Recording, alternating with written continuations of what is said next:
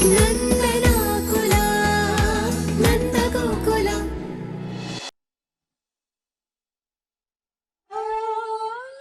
ನಾಳೆ hall ticket ಕೊಡ್ತಾರೆ, ಆದ್ರೆ ನನಗೆ ಎಕ್ಸಾಮ್ ಫೀಸೇ ಕಟ್ಟಕ್ಕಾಗಲ್ಲ. ಅಂದ್ಮೇಲೆ ನಾಳೆ ಹಾಲ್ ಟಿಕೆಟು ಇಲ್ಲ, ಇನ್ಮೇಲೆ ಕಾಲೇಜು ಇಲ್ಲ. ಅಂದ್ರೆ ಎಲ್ಲ ಇವತ್ತಿಗೆ ಮುಗೀತು.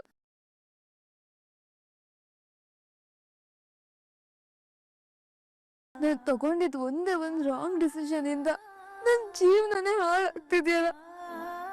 ಆ ಸಿದ್ದು ನಂಗೆ ಮೋಸ ಮಾಡ್ದ, ಆದ್ರೆ ನನ್ ಓದಿ ನನ್ ಕಾಲ್ ಮೇಲೆ ನಾನ್ ನಿಂತ್ಕೊಳ್ಳೋಣ ಅಂದ್ರೆ ಹಿಂಗಾಗೋಯ್ತಲ್ಲ. ಈ ಟೈಮಲ್ಲಿ ವಲ್ಲಭ ಆದ್ರೂ ನನ್ ಜೊತೆ ಇದ್ದಿದ್ರೆ ಅವ್ರ ಜೊತೆ ಜಗಳ ಮಾಡಾದ್ರೂ ನನ್ ಮನ್ಸ್ ಹಗುರ ಮಾಡ್ಕೊಂಬೋದಿತ್ತು.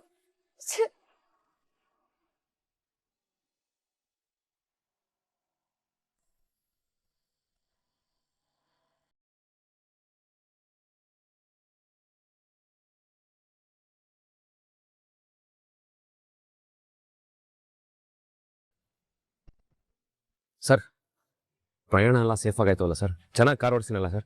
ಹೇಯ್, ಚೆನ್ನಾಗೇ ಓಡಿಸ್ತೀಯಲ್ಲಪ್ಪ. ನಿನ್ನೆ ಎಲ್ರಿಗೂ ಹೇಳಂಗೆ ನಿನ್ಗೆ ಹೇಳ್ದೆ.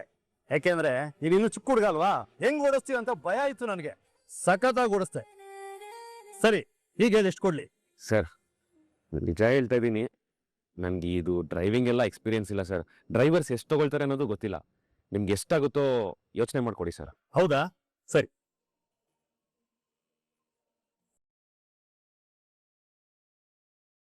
ತಗೋ.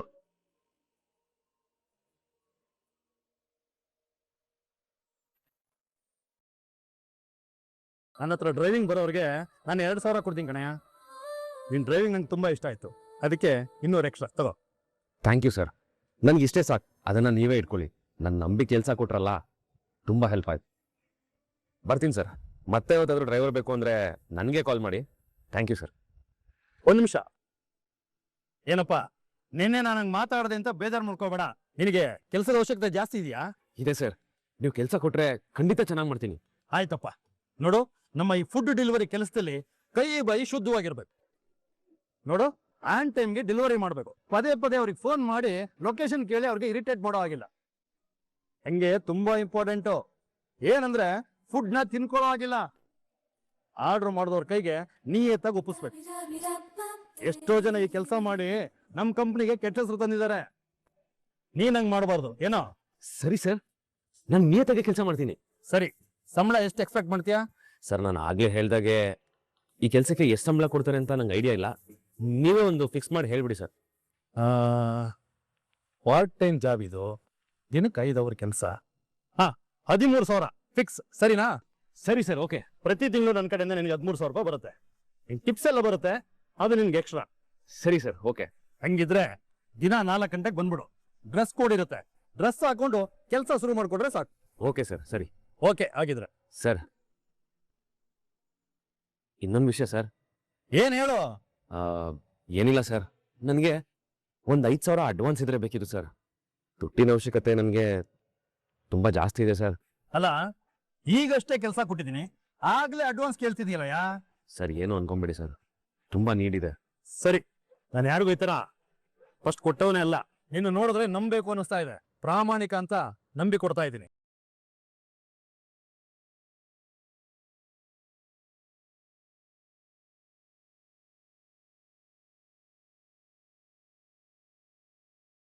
Thank you sir, thank you so much. ಸರಿ ಸರಿ, ಹೊರಡು ನೀನು. ಬರ್ತೀನಿ ಸರ್.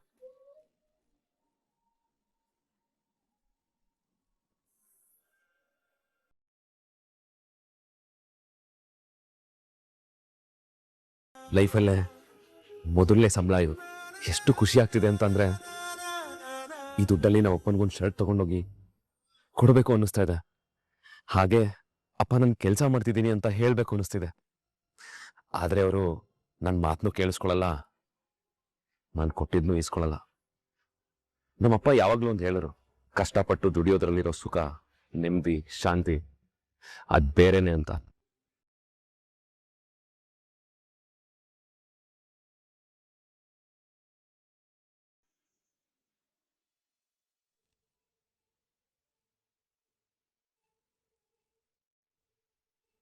ಅಯ್ಯೋ ದೇವ್ರೆ, ಎಲ್ಲ ಹೋಗ್ಬಿಟ್ಟ ಇವನು. ಬೆಳಗಿನ ಜಾವದಷ್ಟೊತ್ತಿಗೆ ಬರ್ತೀನಿ ಅಂದಿದ್ದ, ಇಷ್ಟೊತ್ತಾದ್ರೂ ಮನೆಗೆ ಬಂದಿಲ್ಲ. ನನಗೆ ಯಾಕೋ ಗಾಬರಿ ಆಗ್ತಾ ಇದೆ.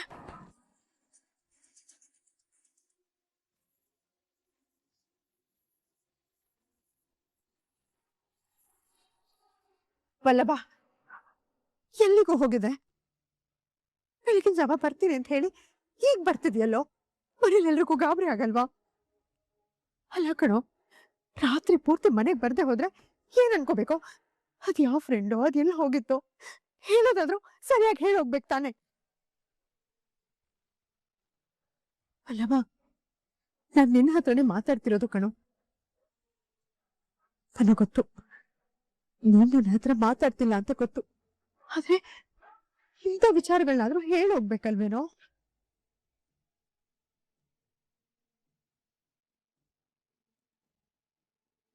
ಗಿರಿಜಾ, ಸಾಹೇಬ್ರು ಎಲ್ಲೋದ್ರು, ಏನ್ ಮಾಡ್ತಿದ್ರು ಅವೆಲ್ಲ ನನಗೆ ಬೇಕಾಗಿಲ್ಲ, ನಾನು ಕೇಳೋದು ಇಲ್ಲ. ಆದ್ರೆ ಮಾಧವನ್ ಮದ್ವೆ ಹತ್ರ ಬರ್ತಾ ಇದೆ. ಇವನ್ ಮಾಡೋ ಎಡವಟ್ಟಿಂದ ಮಾಧವನ್ ಮದ್ವೆಗೆ ಏನಾರು ತೊಂದರೆ ಆದ್ರೆ ನಾ ಸುಮ್ಮನೆ ಇರೋದಿಲ್ಲ. ಈಗಾಗಲೇ ಇವನಿಂದ ಮಾನ, ಮರ್ಯಾದೆ, ನೆಮ್ಮದಿ ಎಲ್ಲ ಹಾಳು ಮಾಡ್ಕೊಂಡಿದ್ದೀನಿ. ನನ್ನ ಮಗನ ಸಂತೋಷನೂ ಇವನಿಂದ ಕಳ್ಕೊಳ್ಳೋದು ನನ್ನ ಕೈಲಿ ಸಹಿಸಕ್ಕಾಗೋದಿಲ್ಲ. ಸ್ವಲ್ಪ ಎಚ್ಚರಿಕೆಯಿಂದ ಇದ್ರೆ ಒಳ್ಳೇದು ಅಂತ ಹೇಳ್ಬಿಡು. ಗಿರಿಜಾ, ಒಂದ್ ನಿಮಿಷ ರೀ.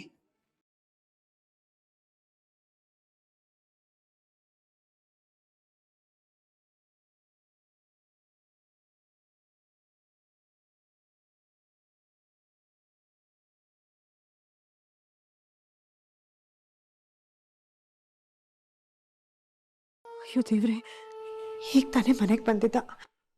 ಇವ್ರು ನೋಡಿದ್ರೆ ಅವನ್ನ ಬೈದ್ಬಿಟ್ರು. ರಾತ್ರಿ ಇಡೀ ವಲ್ಲಭ ನಿದ್ದೆ ಮಾಡಿಲ್ಲ ಅನ್ಸುತ್ತೆ. ಅವನಿಗೆ ಅದೇನ್ ಬೇಜಾರು ಮಾಡ್ಕೊಂಡು ಏನು.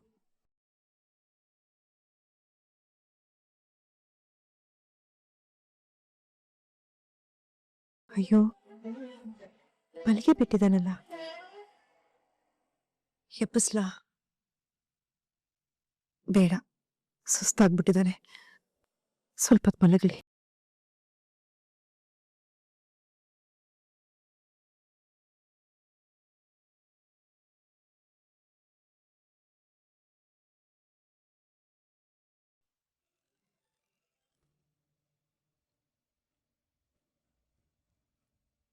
ಹಲೋ, ಸೂಪರ್ ಕಣ ನೀನು. ನಮ್ಮ ಮಾವ ಅಂತೂ ನಿನ್ನ ಫುಲ್ ಹೊಗಳ್ತಾ ಇದಾರೆ. ನಿನ್ನೆ ಅವ್ರನ್ನ ಸಕಲೇಶ್ಪುರಕ್ಕೆ ಕರ್ಕೊಂಡು ಹೋಗಿ ಬಂದಿಯಲ್ಲ, ನಿನ್ ಕೆಲ್ಸ ಅಂತೂ ಫುಲ್ ಇಷ್ಟ ಆಗ್ಬಿಟ್ಟಿದೆ ಅವ್ರಿಗೆ. ಅವ್ರ ಬಾಯಿ ತೆಗೆದ್ರೆ ಬರೀ ಎಲ್ಕ ಮಾತಾಡ್ತಾ ಇದ್ದಿದ್ದು ನಿನ್ ಬಗ್ಗೆನೆ ಗುರು. 4 ಒಳ್ಳೆ ಮಾತಾಡಿದ್ದು, ಅದಕ್ಕೆ ನೀನ್ ನಂಬಿ ಕೆಲ್ಸಾನು ಕೊಟ್ಬಿಟ್ರು. ಇವತ್ತಿಂದ ಫುಡ್ ಡೆಲಿವರಿ ಕೆಲಸ ಮಾಡ್ತೀಯ ಮಗ. ನೀನ್ ಬಯಸ್ದಂಗೆ ಕೆಲ್ಸಾನು ಗಿಟ್ಟಿಸ್ಕೊಬಿಟ್ಟೆ ನೋಡು. ನನ್ಗೂ ಬಚ್ಚನ್ಗೂ ಪಾರ್ಟಿ ಬೇಕೇ ಬೇಕು, ಕೊಡ್ಸೇ ತಾನೆ? Hello hello, ಕೇಳಿಸಲ್ವನಾ? ಹಲೋ, ಕಾಲೇಜಿಗೆ ಬಾ, ಆಯ್ತು ಅಲ್ಲೇ ಸಿಗೋಣ.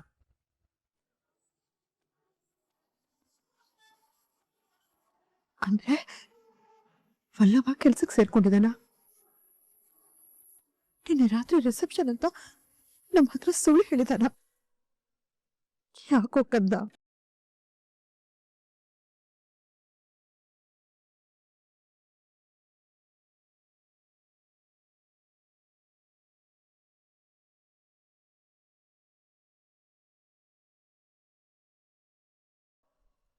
ವಲ್ಲಭ ನಿಂತ್ಕೋ.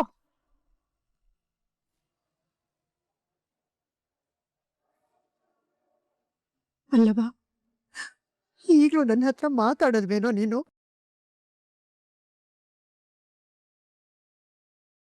ಎರಡೇ 2 ನಿಮಿಷ ನನ್ನ ಹತ್ರ ಮಾತಾಡೋ.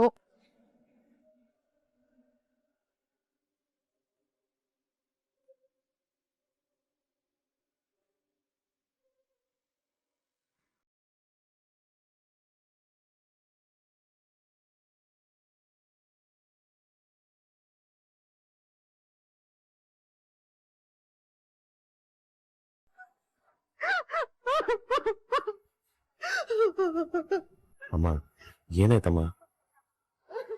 ಯಾಕೆ ಕಳ್ತಿದ್ಯಮ್ಮ? ಏನಾಯ್ತು ಹೇಳಮ್ಮ? ನೀನು ಕೆಲ್ಸಕ್ಕೆ ಸೇರ್ಕೊಂಡಿದ್ಯಾ ತಾನೆ? ನನಗ್ ವಿಷಯ ಗೊತ್ತಾಯ್ತು. ಯಾಕೋ ಓದೋ ವಯಸ್ಸಲ್ಲಿ ಈ ಕೆಲ್ಸದ ಹೊರೆ ಯಾಕೆ ಓದ್ಕೊಂಡಿದ್ಯಾ ನೀನು? ನಿನ್ನೆ ರಾತ್ರಿ ನೀನ್ ಡ್ರೈವಿಂಗ್ ಮಾಡ್ತಾ ಇದ್ದೆ ತಾನೇ? ಅಮ್ಮ, ಬರೀ ಒಂದೇ ದಿನ ನಾನು ಕೆಲ್ಸಕ್ಕೆ ಹೋದೆ ಅಂತ ನೀನು ಅಳ್ತಿದ್ಯಲ್ಲ.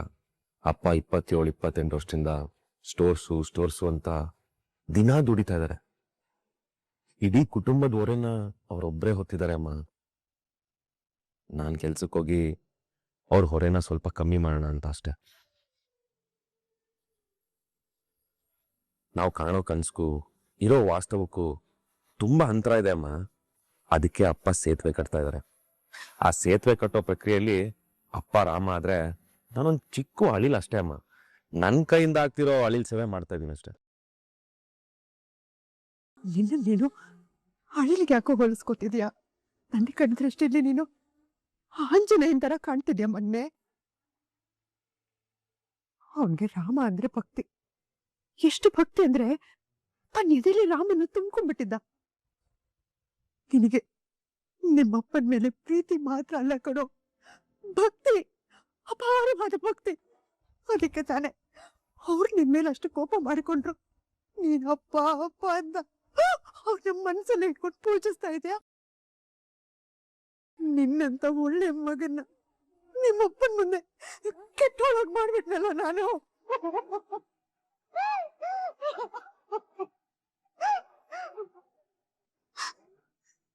ನೋಡವಲ್ಲವ, ನೀನೀಗ ಅಮೂಲ್ಯನ್ ಮದ್ವೆ ಆಗಿದ್ಯಲ್ಲ, ಇದರಿಂದ ನಿನಗೇನು ಕೆಟ್ಟದಾಗಲ್ಲ ಕಂದ. ನಿನಗೆಲ್ಲ ಒಳ್ಳೇದೇ ಆಗುತ್ತೆ. ಆದ್ರೆ ಒಳ್ಳೇದಾಗೋದಕ್ಕೆ ತುಂಬಾ ತುಂಬಾ ಸಮಯ ತಗೊಳುತ್ತೆ ಕಂದ. ಹೀಗೆ ಅಮ್ಮ ನಿನಗೆ ತಪ್ಪು ಅಂತ ಅನ್ಸ್ಬೋದು, ಆದ್ರೆ ಮುಂದೆ ಒಂದಿನ ನೀನೇ ಬಂದು ನನಗೆ ಹೇಳ್ತೀಯ, ಅಮ್ಮ ನಿನ್ ನಿರ್ಧಾರ ಸರಿ ಇತ್ತು, ನೀನ್ ಮಾಡಿದೆಲ್ಲ ಸರಿನೇ ಅಂತ. ಅಲ್ಲವಾ, ಇನ್ಮೇಲಾದ್ರೂ ಈ ಅಮ್ಮನ ಜೊತೆ ಮಾತಾಡದೆ ಇರ್ಬೇಡ್ವೋ? ನನ್ನ ಹತ್ರ ಮಾತಾಡುವಲ್ಲವಾ? ಬೇಕಾದ್ರೆ ತಪ್ಪು ಮಾಡಿದ್ರೆ ನಿನ್ನ ಕೈ ಮುಗಿತೀನಿ. ದಯವಿಟ್ಟು ಹಿಂಗೆಲ್ಲ ಕೈ ಮುಗಿಬೇಡಮ್ಮ, ನನ್ನನ್ನು ಕ್ಷಮಿಸ್ಬಿಡಮ್ಮ. ನಿನ್ ಜೊತೆ ಮಾತಾಡ್ಬೇಕು ಅನ್ಸ್ದಾಗೆಲ್ಲ ಮಾತಾಡ್ದೆ, ಹಠ ಸಾಧಿಸ್ಬಿಟ್ಟ ನಾನು. ದಯವಿಟ್ಟು ನನ್ನನ್ನು ಕ್ಷಮಿಸ್ಬಿಡಮ್ಮ, ಯಾವತ್ತೂ ಹಿಂಗ್ ಮಾಡಲ್ಲಮ್ಮ, ಪ್ಲೀಸ್ ಅಮ್ಮ. ಏನ್ ಮಾಡ್ತಿದ್ಯಾವಲ್ಲಮ್ಮ? ಎದ್ದೇಳು ಮೇಲೆ, ಎದ್ದೇಳು. ಹಾಗಾದ್ರೆ ನೀನು ಈ ಅಮ್ಮನ ಕ್ಷಮಿಸಿದ್ಯಾ ಅಲ್ವಾ? ಅಯ್ಯೋ ನನ್ ಬಂಗಾರ. ಅಲ್ಲವಾ?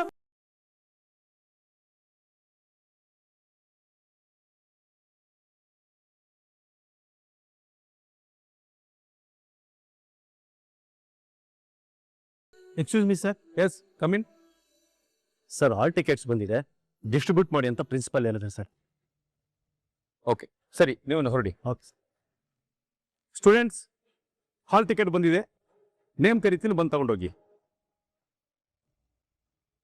ಆದ್ಯ ತಗೊಳ್ಳಿ. ಆದಿತ್ಯ, ಐಶ್ವರ್ಯ, ಅಮಿತ್, ಅಮೂಲ್ಯ,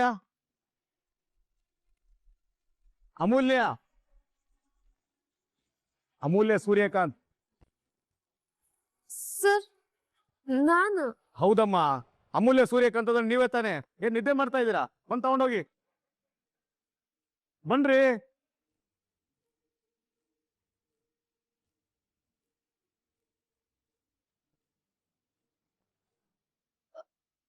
ಸರ್, ಇದು ನಂದೇನಾ? ಹೌದಮ್ಮ, ಅಮೂಲ್ಯ ಸೂರ್ಯಕಾಂತ್ ಅಂತ ಬೇರೆ ಯಾರಾದ್ರೂ ಇದ್ದಾರಾ? ಯಾಕೆ ಫೋಕಸ್ ಕಳ್ಕೊಂಡಿದ್ದೀರಾ? ಇಲ್ಲ ಸರ್, ಇಲ್ಲ. ಮತ್ತೆ ಹೋಗಿ ಕೂತ್ಕೊಳ್ಳಿ. ಅಂಬರೀಶ್,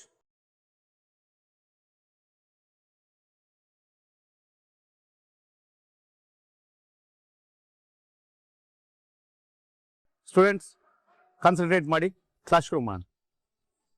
ನಂಗೆ ಹೆಂಗ್ ಹಾಲ್ ಟಿಕೆಟ್ ಬಂತು? ನಾನ್ ದುಡ್ಡೇ ಕಟ್ಟಿಲ್ವಲ್ಲ. ಅಮ್ಮ, ದುಡ್ಡು ಅರೇಂಜ್ ಆಯ್ತೇನೆ? ಅಪ್ಪ ಕೊಟ್ರ? ಹ ಹ.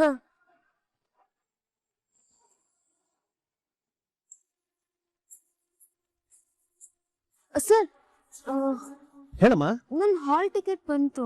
ಹೌದು ಬಂದಿದೆ, ಎಲ್ಲಾರ್ಗೂ ಬಂದಿದೆಯಲ್ವಾ? ಅಲ್ಲ ಸರ್, ನನ್ನ ಎಕ್ಸಾಮಿನೇಷನ್ ಫೀಸು ಹ್ಞೂ ಕಟ್ಟಾಗಿದೆಯಲ್ಲ. ಆದ್ರೆ ನಾನು ಕಟ್ಟಿಲ್ಲ ಸರ್. ಆದ್ರೆ ಎಕ್ಸಾಮ್ ಫೀಸ್ನ ಬೆಳಗ್ಗೆನೆ ಕಟ್ಟಾಗಿದೆ. ಬೆಳಗ್ ಕಟ್ಟಿದ್ರ?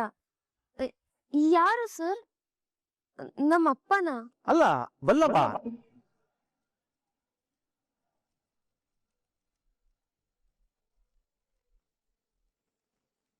ವಲ್ಲಭನ? ಯಾವ ವಲ್ಲಭ? ವಲ್ಲಭ ನಂದಕುಮಾರ? ಹ್ಞೂ ಅವನೇ. ಇಡೀ ಕಾಲೇಜ್ಗೆ ಇರೋದು ಅವನೊಬ್ನೇ ವಲ್ಲಭ ತಾನೆ. ನನ್ನ ಎಕ್ಸಾಮ್ ಫೀಸ್ ಅವನ್ ಹೇಗ್ ಕಟ್ಟದ ಸರ್? ಅದು ಅವನ ಹತ್ರನೇ ಕೇಳ್ಬೇಕು, ನನ್ಗೇನಮ್ಮ ಗೊತ್ತು.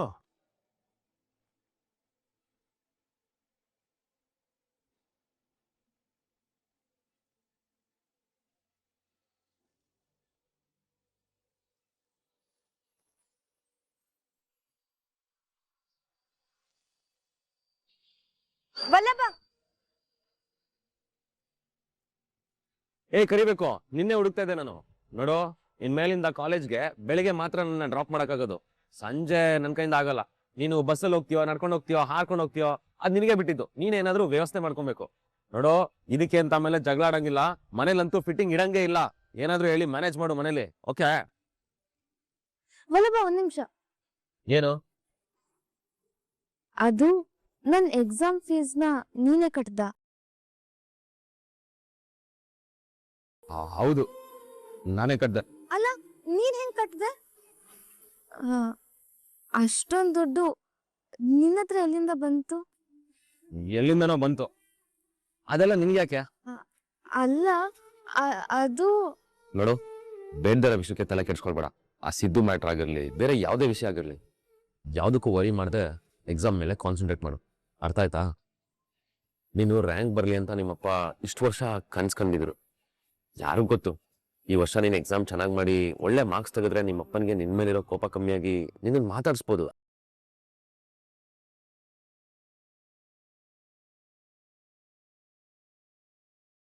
ಸರಿ, ನಾನು ರಾತ್ರಿ ಸಿಗ್ತೀನಿ. ನಾನು ಬರೋದಕ್ಕಿಂತ ಮುಂಚೆ ನನ್ನ ಮಂಚದಲ್ಲಿ ಏನಾದ್ರು ಸೆಟ್ಲ್ ಆಗಿದ್ರೆ ಚೆನ್ನಾಗಿರಲ್ಲ ನೋಡು. ಅದು ನನ್ನ ಮಂಚ. ನೆಮ್ಮದಿಯಾಗಿ ನಿನ್ ಜಾಗದಲ್ಲಿ ತೆಪ್ಪಗ್ ಬಿತ್ಕೊಂಡಿರೋ, ಸರಿನಾ? ವಲ್ಲಭ ಒಂದ್ ನಿಮಿಷ. ಮತ್ತೇನೆ ನಿಂದು? ಅದು ನಾನಿನ್ ಶತ್ರು ಅಲ್ವಾ? ಮತ್ತೆ ನನ್ನ ಎಕ್ಸಾಮ್ ಫೀಸ್ ನೀನೇನು ಕಟ್ದೆ? ಅಂದ್ರೆ ನೀನು ನಿಮ್ಮ ಅಪ್ಪನ ಹತ್ರ ದುಡ್ಡು ಕೇಳಕ್ಕಾಗಲ್ಲ ಅಂತ ನಂಗೆ ಗೊತ್ತು. ಆದ್ರೂ ಈ 5,000ನ ಎಲ್ಲಿಂದ ತಂದೆ ಅಂತ ಕೇಳಕ್ ಬಂದೆ. ಹೆಂಗೋ ಕಟ್ದೆ, ಅದೆಲ್ಲ ನಿನ್ಗೆ ಯಾಕೆ? ಬೇಡದಿರೋ ಮ್ಯಾಟ್ರ್ ಬಗ್ಗೆ ಎಲ್ಲ ತಲೆ ಕೆಡ್ಸ್ಕೊಳ್ಬೇಡ. ಒಳ್ಳೆ ಜಿಗಣೆ ಜಾತಿ ಉಳ್ಕೊಂಡೆ ನೀನು. ಕೇಳಿಯೋ ಪ್ರಶ್ನೆ ಕೇಳಿ ಕೇಳಿ ಕೇಳಿ ರಕ್ತ ಹೀರ್ಬಿಡ್ತಾಳೆ.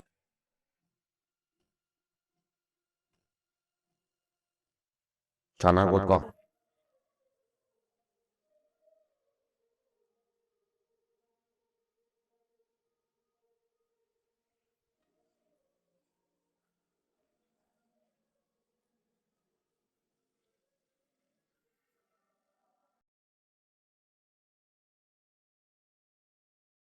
ಆಗ್ಲಿ ಸರ್, ಇವತ್ತು ಸಂಜೆ ತಾನೇ ಲೋಡ್ ಬರೋದು? ಸರಿ ಸರಿ, ನಾ ಇಳಿಸ್ಕೋತೀನಿ. ಸರಿ ಸರ್. ಹನುಮಂತಣ್ಣ, ಸಾಯಂಕಾಲನೇ ಲೋಡ್ ಬರ್ತಾ ಇದೆ. ಅಂಗಡಿ ಮುಂದೆ ಬೇಡ, ಜಾಗ ಇಲ್ಲ. ಅಲ್ಲೇ ಗೋಡೌನಲ್ಲೆಲ್ಲ ಇಳಿಸ್ಕೊಳ್ಳಿ. ಇರೋದ್ರಲ್ಲೇ ಸ್ವಲ್ಪ ಜಾಗ ಮಾಡಿ ಅಡ್ಜಸ್ಟ್ ಮಾಡಿ. ಸರಿ ನಂದ. ಆಮೇಲೆ ಗೋಡೌನ್ನ ದೊಡ್ಡದು ಮಾಡ್ತೀನಿ ಅಂತ ಹೇಳಿದ್ಯಲ್ಲ, ಅದೇನಾಯ್ತು? ಕಟ್ಟಿಸ್ಬೇಕು ಅಂತಿದ್ದೆ ಹನುಮಂತಣ್ಣ. ಮನೇಲಿ ಅಂಗಡಿಗೆ ಅಂತ ಇದ್ದು ಒಂದು ರೂಮ್ನ ಈಗ ಮದುವೆ ಆಗಿ ಬಂದವ್ರಿಗೆ ಬಿಟ್ಕೊಟ್ಟಾಗಿದೆ. ಇಲ್ಲಿ ನೋಡಿದ್ರೆ ಜಾಗ ಸಾಕಾಗ್ತಾ ಇಲ್ಲ. ಏನ್ ಮಾಡೋದು? ಮಾಧವನ್ ಮದುವೆ ತಯಾರಿ ಬೇರೆ ಮಾಡ್ಕೋತಾ ಇದ್ದೀನಿ. ಈ ಸಮಯದಲ್ಲಿ ಗೋಡೌನ್ ಕಟ್ಟಕ್ಕೆ ಹೋದ್ರೆ ಕೈಯಲ್ಲಿರೋ ದುಡ್ಡೆಲ್ಲ ಖಾಲಿ ಆಗತ್ತಲ್ವ ಹನುಮಂತಣ್ಣ? ಅಪ್ಪ, ಸದ್ಯಕ್ಕೆ ಇರೋ ಗೋಡೌನಲ್ಲಿ ಅಂಗಡಿಲಿ ಸಾಮಾನೆಲ್ಲ ಹೇಗೋ ಇಟ್ಕೊಂಡು ಮ್ಯಾನೇಜ್ ಮಾಡೋಣ ಅಪ್ಪ. ಮಾಧವಣ್ಣನ ಮದುವೆ ಆದ್ಮೇಲೆ ಹೊಸ ಗೋಡೌನ್ ಕಟ್ಟೋದ್ರ ಬಗ್ಗೆ ಯೋಚನೆ ಮಾಡಿದ್ರಾಯ್ತು. ನಾನು ಹಾಗೆ ಯೋಚನೆ ಮಾಡ್ತಾ ಇದ್ದೀನಿ. ಹಾಸಿಗೆ ಇದ್ದಷ್ಟು ಕಾಲು ಚಾಚಬೇಕಲ್ಲ ಕೇಶವ.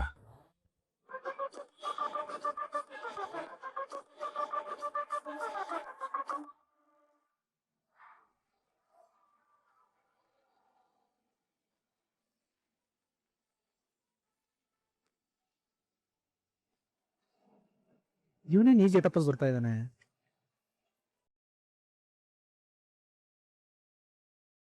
ಸರ್, ಒಂದು ಬಿಸ್ಕೆಟ್ ಪ್ಯಾಕ್ ಕೊಡಿ, sweet and salt.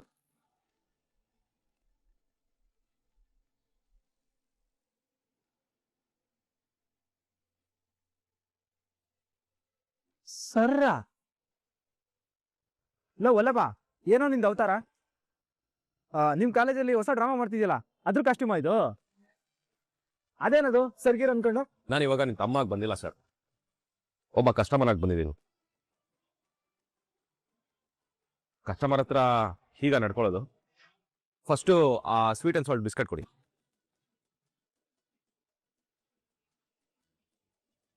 Hmm.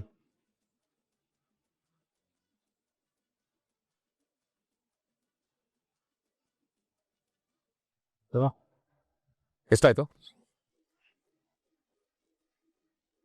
Low Vallabh, ಈ ತರ ಕಾಸ್ಟ್ಯೂಮ್ ಅಲ್ಲಿ ಯಾಕೆ ಬಂದಿದ್ಯಾ ಅಂತ ಮೊದಲು ಹೇಳು. ಆಕ್ಚುಲಿ ನಾನು ಇವಾಗ ಒಂದು ಕೆಲ್ಸಕ್ಕೆ ಸೇರ್ಕೊಂಡಿದ್ದೀನಿ, ಫುಡ್ ಡೆಲಿವರಿ ಕಂಪ್ನಿಯಲ್ಲಿ.